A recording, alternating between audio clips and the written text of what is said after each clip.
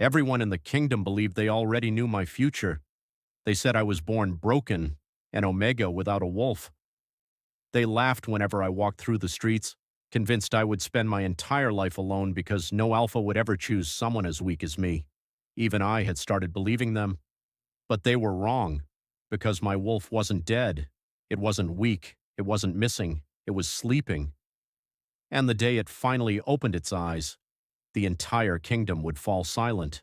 My name is Caelan, and for as long as I can remember, people have looked at me with the same expression. Some pitied me, others mocked me. A few simply pretended I didn't exist.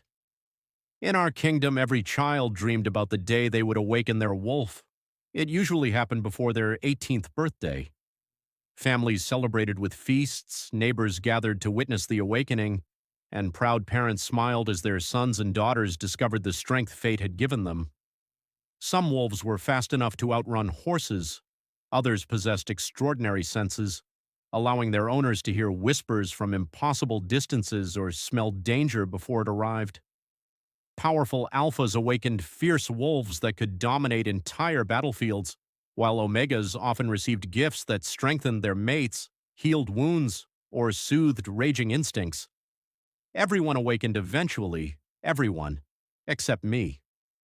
When my 18th birthday arrived, the village gathered around me with hopeful smiles. The healer placed both hands on my shoulders and asked me to close my eyes. I waited for the warmth everyone described. I waited for the connection. I waited to hear the heartbeat of another soul inside my own. Nothing happened. The silence stretched longer and longer until the smiles around me slowly disappeared. The healer tried again. Still nothing. One more time. Nothing. Finally, he lowered his hands and quietly shook his head. "I'm sorry." That was all he said. But everyone understood what those words meant. I didn't have a wolf. At first, people thought my awakening had simply been delayed. "Give him another month," they said. Then another year. Eventually, they stopped waiting. The whispers started soon after. "He's defective." I've never heard of an omega without a wolf. What alpha would ever want him? Children are often kinder than adults. Unfortunately, and those children grew up. By the time I turned 21, the nickname everyone used was no longer Caelan. To them, I was simply the empty omega. At first, hearing those words felt like someone driving a knife into my chest. Later, I convinced myself I no longer cared. It was easier that way. Or at least, that's what I told myself every morning. After my parents passed away from a winter fever 3 years earlier, I had no reason to remain in my hometown. The memories hurt too much, and there was nothing left for me there except abandoned fields and silent rooms filled with ghosts. So I traveled to the royal capital with nothing more than a small backpack, a worn blanket, and the hope that perhaps strangers would judge me less harshly than the people who had known me my entire life. Instead, I learned something disappointing. People don't need to know your past to decide who you are. Rumors travel much faster than people. Within weeks, everyone in the capital had already heard about the omega who never awakened a wolf. Some laughed openly. Others looked away in embarrassment whenever I passed. A few offered sympathy that somehow felt even worse. The only person who welcomed me without asking questions was an elderly omega named Rowan. He owned a tiny bakery tucked away on a quiet street far from the royal district. The building wasn't impressive. The wooden sign had faded from years of rain, and the roof leaked whenever storms arrived. But every morning, warm bread filled the air with a comforting smell that reminded me of home. Rowan watched me standing outside one rainy afternoon. "You look hungry." I quickly shook my head. "I'm fine." He smiled knowingly. No one who says they're fine while staring at fresh bread has actually eaten today. I couldn't help laughing. It was the first genuine laugh I'd had in months. Instead of asking for payment, Rowan handed me a warm loaf and invited me inside. We spent hours talking while the rain tapped gently against the windows. He never asked why I was alone, never asked about my wolf, never asked why sadness seemed to follow me wherever I went. When evening came, he simply wiped flour from his hands and looked at me with the same gentle smile. I've been needing another baker. I blinked in surprise. You don't even know me. I know enough. What if I'm not good at baking? Then I'll teach you. What if I make mistakes? He chuckled softly. Then you'll make mistakes. His kindness caught me completely off guard. No one had spoken to me like that in years. That simple conversation changed my life.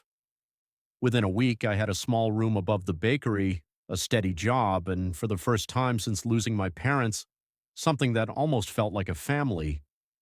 The work was simple but comforting. Every morning before sunrise, Rowan and I prepared dough together while the city still slept. We shaped loaves by hand, filled pastries with sweet berry jam, and laughed whenever flour somehow ended up covering my face. Children often stopped by before school, pressing their noses against the display window while deciding which pastries they wanted. Elderly couples shared fresh bread on nearby benches, and traveling merchants never left without buying enough food for the road. For a while, life became peaceful. The whispers never completely disappeared. Customers occasionally recognized me. Oh, you're that Omega, the one without a wolf. Some left immediately after realizing who I was. Others stared a little too long. But Rowan never allowed anyone to disrespect me inside his bakery. Either buy bread, he would say with surprising firmness, or leave. Eventually, I stopped expecting life to change. Maybe this was enough. Maybe I didn't need destiny. Maybe I didn't need a mate. Maybe I could simply live quietly. I didn't know fate was already walking toward my bakery, and when it arrived, it wore the uniform of the kingdom's strongest alpha. The next morning began like every other.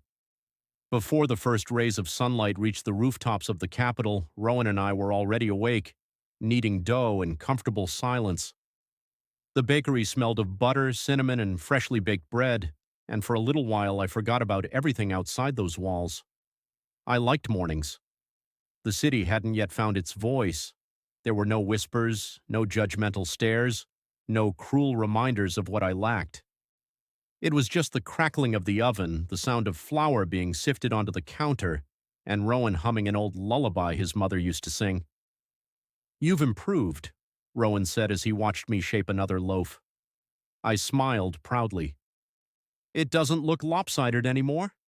He laughed. "It still does." I sighed dramatically. "I was hoping you wouldn't notice." "Oh, I noticed."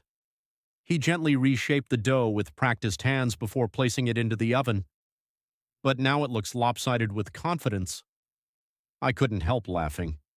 Moments like these made me forget I was different. Sometimes I even forgot I was supposed to be lonely. The bakery slowly filled with customers as the city woke. Merchants bought warm bread before opening their stalls, mothers stopped by with sleepy children, and travelers rested their tired feet while enjoying hot tea. Everything felt ordinary, until the bells rang. 3 loud chimes echoed through the capital. Every conversation stopped. Merchants froze. People turned toward the main avenue. I looked outside just as a long line of royal soldiers entered the street. Their polished black armor reflected the morning sun, and silver wolf emblems decorated each breastplate. They marched in perfect silence, every movement disciplined, every step synchronized. Children ran to the sidewalks to watch them pass. Adults immediately lowered their heads. "The Royal Guard! They never come to this district." What happened? Curiosity pulled me closer to the window. Then I saw him. He walked several steps ahead of the others without saying a word. Tall, broad-shouldered. His black military coat moved gently in the wind, revealing silver embroidery shaped like wolves running beneath a full moon. Dark hair framed a face that seemed carved from stone, while striking golden eyes calmly observed the city around him. He wasn't wearing a crown. He didn't need one. Everything about him radiated authority. Commander Rydian Ashcroft, the youngest Alpha General in the kingdom. Some claimed he had never lost a battle. Others whispered that rogue alphas surrendered the moment they caught his scent. There were even stories saying his wolf was so powerful that ordinary wolves instinctively lowered their heads in submission. Whether those stories were true or not, no one dared question them. The commander suddenly stopped walking. The soldiers behind him halted instantly. My heart skipped. He turned his head. Slowly, his eyes settled on our bakery. Then, without hesitation, he walked inside. The tiny bell above the door chimed softly. Every customer fell silent. Rowan straightened immediately. "Commander." Ridian gave a polite nod. "One loaf." That was all he said. His voice was calm and deep, carrying the quiet confidence of someone who never needed to raise it. Rowan glanced toward me. "Caelan." I quickly picked up the freshest loaf from the shelf and wrapped it carefully in brown paper. As I approached, I kept my eyes lowered. Everyone knew proper etiquette around high-ranking alphas. Don't stare. Don't speak unless spoken to. Don't make them wait. I held the loaf out with both hands. "Your bread, Commander." His hand reached for it. Our fingers brushed, only for a second. Yet the moment our skin touched, something strange happened. A sudden warmth spread through my chest. Not painful, not unpleasant, just unexpected. I instinctively pulled my hand back. For reasons I couldn't explain, my heartbeat had become strangely uneven. Ridian didn't move. He continued looking at me, not rudely, not arrogantly, simply studying me, as if he had expected something to happen, as if he had been disappointed that it hadn't. Finally, he accepted the loaf and placed several silver coins on the counter, far more than the bread was worth. Rowan quickly reached for the extra money. "Commander, this is to..." "Keep it." Without another word, Ridian turned and walked out of the bakery. The room remained completely silent until the door closed behind him. Only then did everyone begin breathing again. One customer leaned toward another. "Did he just come all the way here? For bread?" Another shook his head. "No. I think he came to inspect the district." "Then why did he stop here?" No one had an answer. Neither did I. That evening, while sweeping the bakery floor, I couldn't stop thinking about the commander. Not because he was handsome, although he certainly was. It was the way he had looked at me. There had been no pity in his eyes, no disgust, no amusement, just curiosity. It was a look I had never received before. I told myself I was imagining things. Powerful people forgot ordinary faces within minutes. Tomorrow he would be busy protecting the kingdom. Tomorrow he would never think about me again. The next morning, the bell above the bakery door rang. I looked up. Commander Ridian Ashcroft stood there once more. One loaf. Rowan slowly turned toward me with a smile he was clearly trying to hide. "I believe," he whispered under his breath, "our mysterious customer has returned."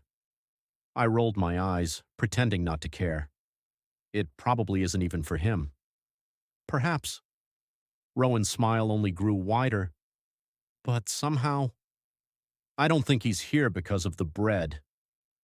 As I wrapped another loaf, I felt Ridian's gaze on me again, steady, unreadable, patient, and for reasons I couldn't explain. The warmth in my chest returned. Only this time, it was stronger. From that day on, Commander Ridian became a regular customer. At first, I convinced myself it was nothing more than coincidence. The royal district wasn't far from our bakery. Perhaps he simply preferred Rowan's bread. Maybe one of the soldiers had recommended it. There were countless reasonable explanations. But as the days turned into weeks, those explanations became harder and harder to believe. Every morning, at exactly the same time, the bell above the bakery door chimed, and every morning, Commander Ridian Ashcroft stepped inside. One loaf. Always the same words, always the same calm expression, always the same unreadable eyes. He never stayed longer than a minute. He never started a conversation. He simply paid, accepted the bread, nodded politely, and left. Yet somehow, his presence lingered long after he was gone. Even our regular customers had begun talking about it.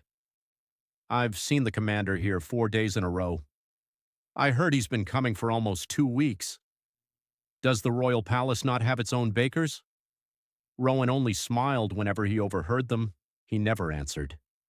One quiet morning, after Rydian had just left, Rowan leaned against the counter with his arms folded. Well, I looked up from cleaning the display shelves. Well, what? I think he's handsome. I nearly dropped the tray I was holding. Rowan! What? You can't just say things like that. The older Omega laughed so hard he had to wipe tears from the corners of his eyes. I wasn't talking about myself. I know. Then why are your ears turning red? They're not. They absolutely are. I quickly turned away, pretending to reorganize the bread baskets. I don't even know him. No. Rowan nodded thoughtfully. But he seems rather interested in knowing you. I shook my head. You're imagining things. Am I? He buys bread. Every single day. So? So? Rowan leaned closer with a mischievous smile. I've been baking the exact same loaf for 15 years. I blinked. And? No one has ever traveled across the city every morning just to buy one. That was actually a good point. Still, I refused to believe there was anything unusual about it. A man like Rydian had no reason to notice someone like me. I was an Omega without a wolf. He was the kingdom's strongest alpha. Our lives were as different as the moon and the sea.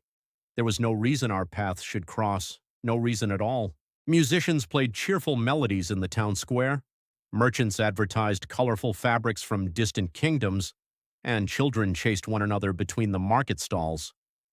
For once, I allowed myself to enjoy the walk. No one paid much attention to me. It felt peaceful.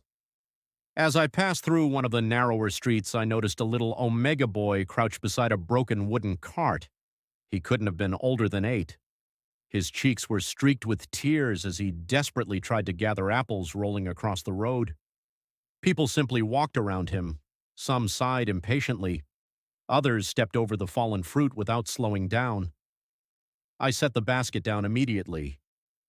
Here. The little boy looked up, startled. You'll never catch them all by yourself. Without waiting for an answer, I began collecting the apples with him. Within minutes, we'd gathered nearly every one. The boy smiled brightly. Thank you. It's nothing. My mother said we'd have to pay for every apple we lost. Then it's a good thing we found them. His smile widened. You must be a really nice Omega. Before I could answer, a familiar voice echoed from behind me. I agree. My entire body froze. Slowly. I turned around. Commander Rydian stood only a few steps away. He wasn't wearing his ceremonial military coat today. Instead, he wore a simple black cloak over dark clothing, making him look less like a commander and more like just another traveler, almost. There was nothing ordinary about the way he carried himself. Even dressed simply, people instinctively moved aside when he walked. The little boy immediately bowed. Commander! His mother rushed over, apologizing repeatedly as she thanked both of us. Rydian simply nodded. When they finally left, an awkward silence settled between us. I wasn't sure whether I should bow, apologize, or simply leave. Instead, I stood there, clutching an empty apple basket like an idiot. You helped them. His voice was as calm as ever. It seemed like the right thing to do. Even though no one else stopped. I shrugged. I don't think kindness should depend on whether someone is watching. For the first time since I'd met him, the corner of Rydian's mouth lifted. It wasn't quite a smile, more like the memory of one. You always think like that? I suppose. He studied me quietly. There aren't many people left who do. Before I could think of a reply, one of the royal soldiers hurried toward us. Commander? Rydian turned. The council meeting begins in 15 minutes. I know. The soldier glanced briefly at me before lowering his voice. They're waiting. Ridian nodded once. Then, to my surprise, he looked back at me. I should go. I blinked. Safe travels? Commander? For a brief moment, he hesitated, almost as if he wanted to say something else. Instead, he gave a small nod and walked away. I watched until he disappeared around the corner. Only then did I realize my heart was beating much faster than usual. That night, the dream returned. I found myself standing alone in an endless forest bathed in silver moonlight. The air was strangely still. Not a single bird sang, not a single leaf moved. Then, heavy footsteps echoed behind me, slow, steady, powerful, unlike every previous dream. I didn't run. I turned. Between the ancient trees stood an enormous wolf. Its silver fur shimmered like liquid moonlight, and its glowing eyes seemed older than the kingdom itself. It was larger than any wolf I had ever imagined. It looked at me, not like a predator, like it had known me forever. A deep voice echoed inside my mind. You met him. I frowned. Who? The wolf's eyes narrowed slightly. The one who carries the sun wolf. Before I could ask another question, the forest shook violently. The wolf took one slow step toward me. The time is almost here, Caelan. What time? Its voice became softer, almost sad. The time for me to wake. I reached toward it, but before our hands, or rather my hand and its enormous muzzle, could touch, I woke with a gasp. Moonlight streamed through the small window above my bed. My breathing was uneven, and for the first time, I could have sworn. I heard another heartbeat, not mine, something else, something, sleeping deep within me. I sat upright in bed, pressing a trembling hand against my chest. The heartbeat was gone. Only my own remained, racing so fast it felt as though it wanted to escape my ribs. For several long moments, I simply listened to the silence. The room looked exactly as it always had. A small wooden wardrobe stood beside the door. Moonlight spilled through the window onto the worn floorboards, and the familiar scent of fresh bread still lingered from the bakery below. Nothing had changed. Yet. Everything felt different. I couldn't forget the wolf's eyes. They hadn't frightened me. If anything, they had felt strangely familiar. Almost like looking into the eyes of someone I had loved my entire life but somehow forgotten. Sleep refused to return, so I climbed out of bed and quietly walked downstairs. The bakery was dark except for the pale moonlight shining through the front window. I poured myself a glass of water and leaned against the counter, hoping the cool air would calm my thoughts. You couldn't sleep either. I nearly jumped. Rowan stepped out from the storage room carrying a blanket over one shoulder. His silver hair was messy and he looked as though he'd only just woken up. I didn't mean to scare you, he said with a chuckle. I've been having strange dreams. He raised an eyebrow. The same dream again? I looked at him in surprise. You remember. You've been talking in your sleep. My face immediately grew warm. I have. Almost every night. What did I say? Rowan frowned, trying to remember. Not much. He hesitated. But you keep repeating the same sentence. What sentence? He looked directly into my eyes. I'm still waiting for you. A chill ran down my spine. I don't remember saying that. I didn't think you would. He placed a comforting hand on my shoulder. Dreams are strange things, Caelan. They don't always mean something. I forced a small smile. I hope you're right. But deep down, I wasn't convinced. The following days passed peacefully, or at least, they appeared peaceful on the surface. Commander Ridian continued visiting the bakery every morning without fail. One loaf, the same calm voice, the same unreadable expression. But now I noticed little things I hadn't before. He always looked directly into my eyes for a brief moment before leaving. His gaze wasn't intimidating, it almost felt relieved, as though simply seeing me was enough. One morning, after paying for his bread, he paused at the door. "Does your bakery close early?" The question caught me completely off guard. "We usually close around sunset." He nodded thoughtfully. "I see." Then he left. That was it. Such a simple question. Yet I found myself thinking about it for the rest of the day. Rowan noticed immediately. "You've kneaded the same dough for 10 minutes. I looked down. The dough had become completely flat. "Oh," he laughed. I didn't realize commanders could be so distracting. I wasn't thinking about him. "No? No. You've said that 6 times today." I sighed dramatically. "You're impossible.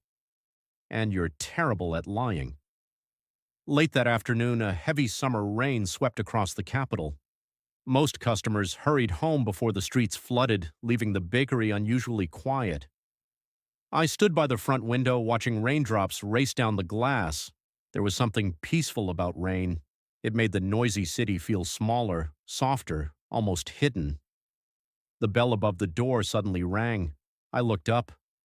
Commander Redian stood in the doorway, rain dripping from the edge of his black cloak. For the first time. He wasn't there in the morning. Rowan looked equally surprised. "Commander?" I apologized for arriving so late. His deep voice filled the quiet bakery. I was delayed. "There's no need to apologize." Rowan smiled warmly. "We still have bread." I know. Something about his answer sounded intentional, as though the bread wasn't the reason he'd come. I quickly wrapped the last fresh loaf and walked toward him. "This is the final one." He accepted it carefully.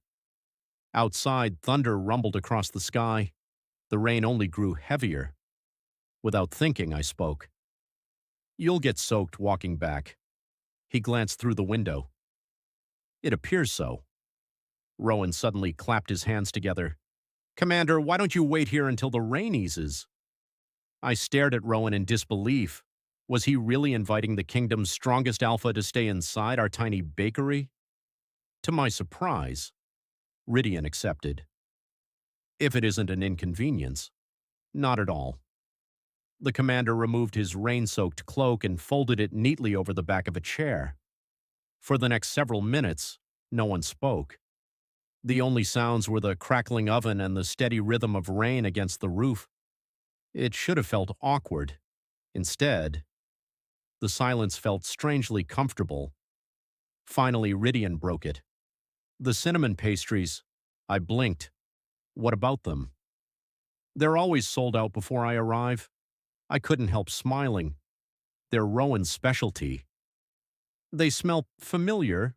Rowan laughed proudly. "I'll save one for you tomorrow." For the first time since I'd met him, Ridian smiled.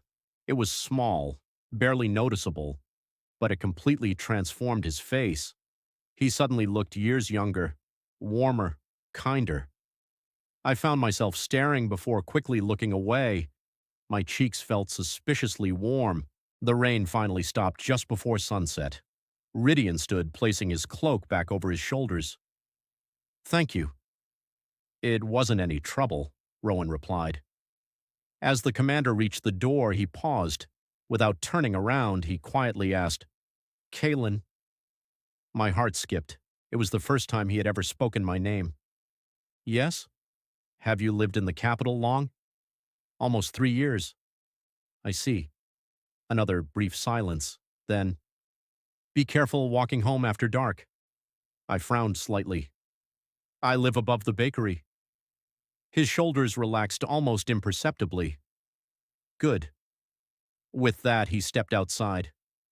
I watched him disappear into the evening crowd until he was no longer visible.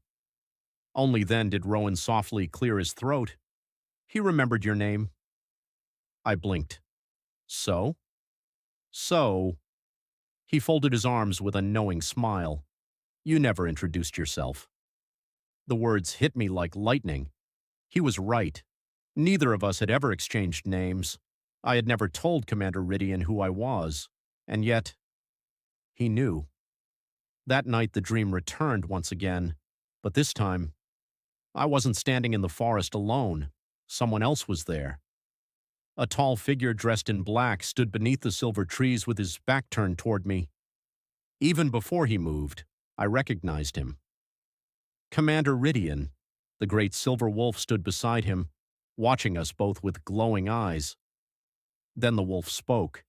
Its ancient voice echoed through the forest. One remembers. The other has forgotten. Before I could ask what it meant, Rydian slowly turned toward me. His golden eyes were glowing, not with anger, not with fear, with recognition. He opened his mouth and spoke just 3 words. I found you. The forest exploded into silver light. I woke with a gasp. This time, the second heartbeat hadn't disappeared. It was still there. Slow, steady, growing stronger. Somewhere deep inside me, something was beginning to wake.